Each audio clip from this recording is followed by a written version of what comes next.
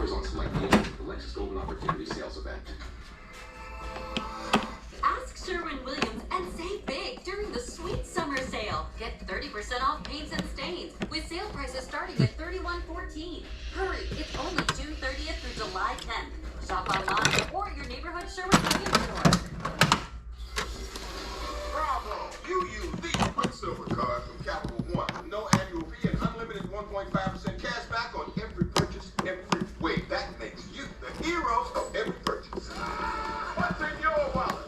Moving this summer? Join the 6 million families who discovered a smarter, more flexible way to move with Pods. Save up to 30% off until July 10th. Whether you're moving across town or across the country, save up to 30% at pods.com today.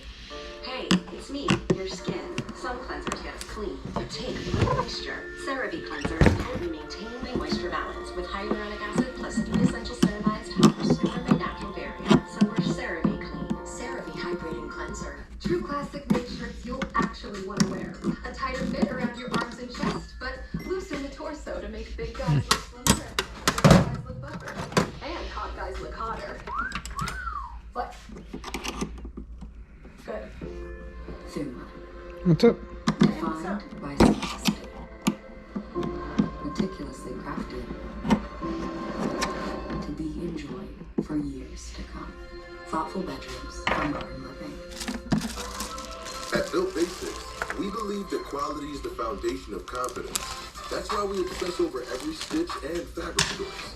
What started as a commitment to crafting a better men's shirt has evolved into a mission to redefine your closet. Our transitional clothes adapt to your life, to the office, to the night out on the town. Our brand is all about embracing opportunities in style. Visit BuiltBasics.com or download the app. For the world's greatest athletes, there is nothing like competing on the world's biggest stage.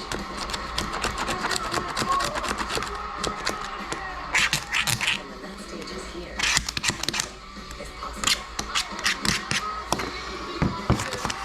An Olympics unlike any other, the Paris Olympics next summer.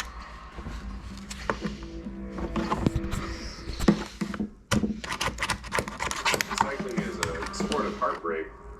Even if you're a team that wins a lot, you still lose more. This is a sport about perseverance no matter what. We are the longest running professional cycling team the United States has ever had. It doesn't matter how much money a team has in 1 year, it could all go away. There's been so much talk that we're not going to have the Tour de France. We finally got here. One of the toughest Tour de France's in years. He's the most talented Colombian of his generation, if not the most talented rider of his generation.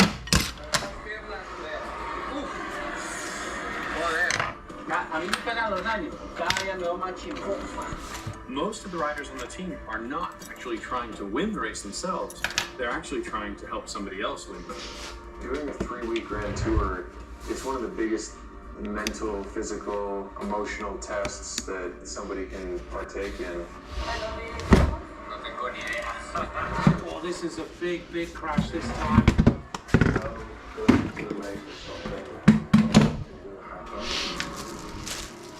This day behind us, so many guys are going down. It was terrible.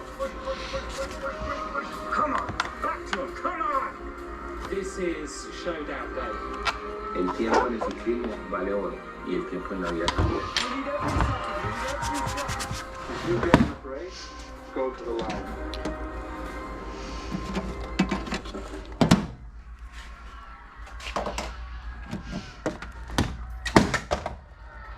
Stage 3 continues. Paul Burmeister alongside Sam Healy in the studio, and a gorgeous sunny afternoon. 5K to the next sprint here, as we do expect a sprint finish. First flat stage opportunity after all kinds of climbing in stage 1 and 2. 20,000 feet worth, and a little bit of a reprieve here and a lot of sunshine as well. It is very much a standard sprint day today at the moment.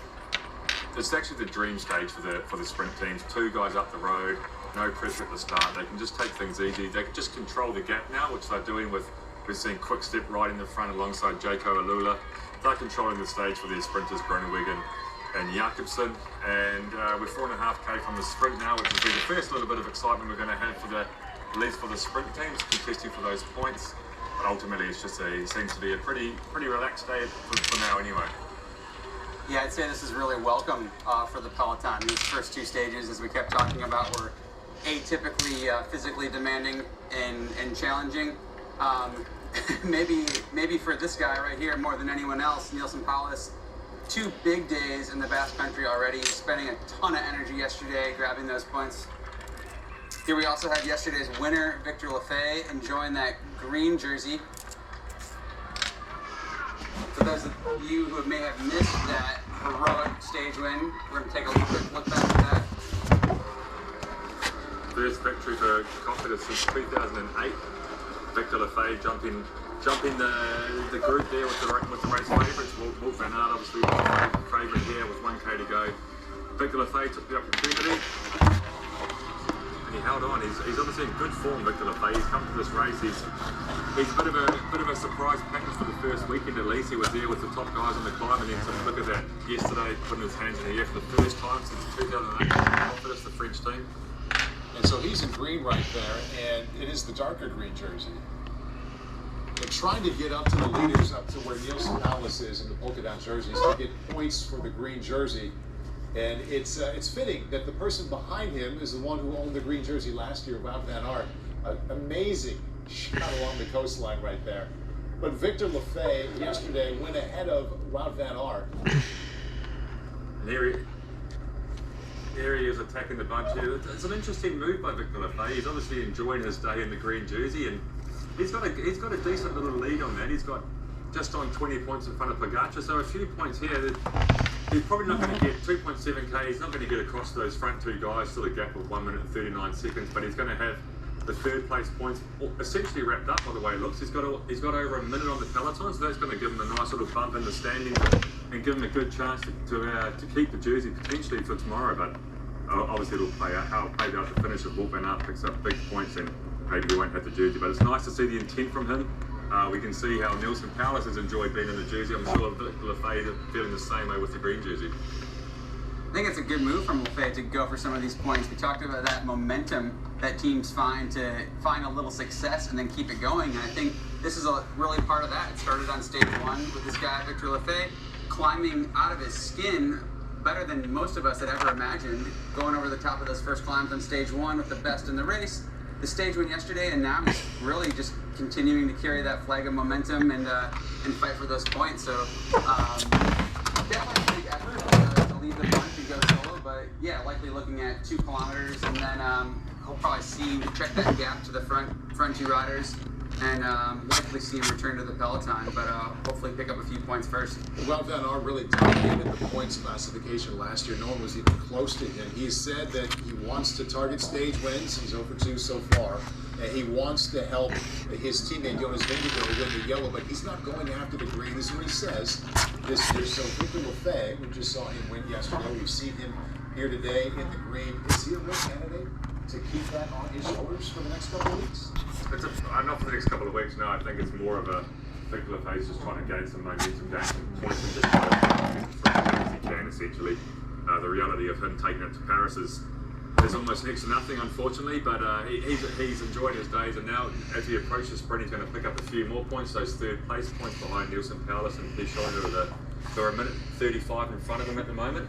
But in the peloton, there's going to be some interest as well. With only 3 riders in front of the peloton, there's a lot of points still up for grabs here on this intermediate sprint, so we can expect to see the team starting to line up pretty soon.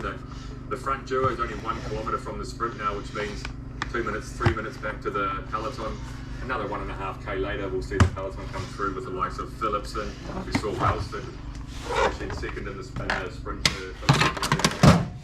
So it's going to be really expect to see those guys popping up again on some points. Just saw that shot of the coastline, just an amazing view. And as a fan, you look at that, it's like, wow, that is gorgeous. That was a great thing in the tour. And when you're along those moments when it's not climbing and I don't want to say cruising because it's harder than that, so you take time to look around and say, look at where I am.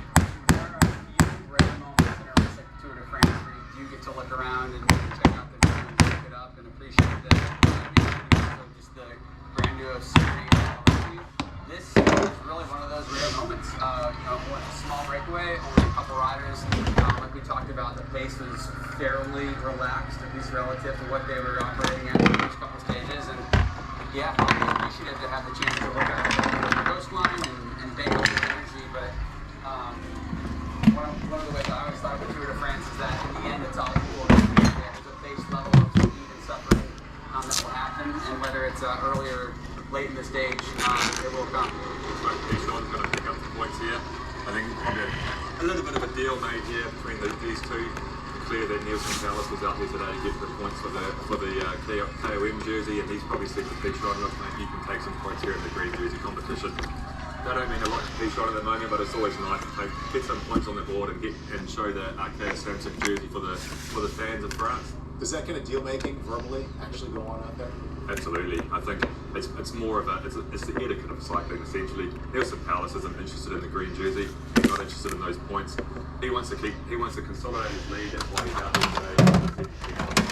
today. They got away within the first few kilometres of the stage. He would have said to Pichon, give me the KOM points, and I'll help you go as far as we can to the stage. Unlikely they'll make it to the finish line, but as a consolidation, if we don't make it to the finish in front, we'll give you some green jersey points. But Victor Lafay approaching the sprint now. He's about 1 minute away. He's going to pick up the points for third place, 20 points there. So yeah, we can see the bunch behind now. Exciting thing. A little bit of more impetus coming into the bunch. We're going to see some lead outs now. Trek has been quite active with Ben Simmons